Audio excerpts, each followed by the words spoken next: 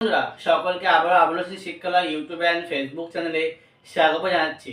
আজকে আমরা আলোচনা করব কত নাম্বার পেলে পরীক্ষায় পাস করা যায়। তোমরা যারা মাধ্যমিক পরীক্ষা দেবে তোমাদের জন্য বলা হচ্ছে।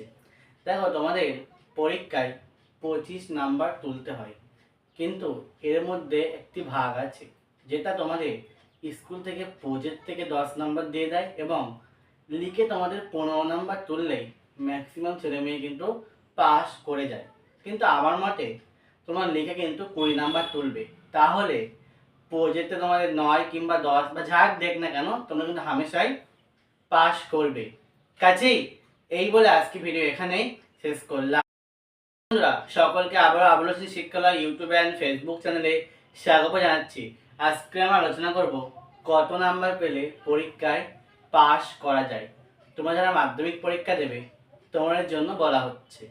দেখো, তোমাদের পরীক্ষায় 25 নাম্বার তুলতে হয়, কিন্তু এর মধ্যে একটি ভাগ আছে যেটা তোমাদের স্কুল থেকে প্রজেক্ট থেকে 10 নাম্বার দিয়ে দেয় এবং লিখে তোমাদের 15 নাম্বার তুললেই ম্যাক্সিমাম ছেলেমেয়ে কিন্তু পাস করে যায়।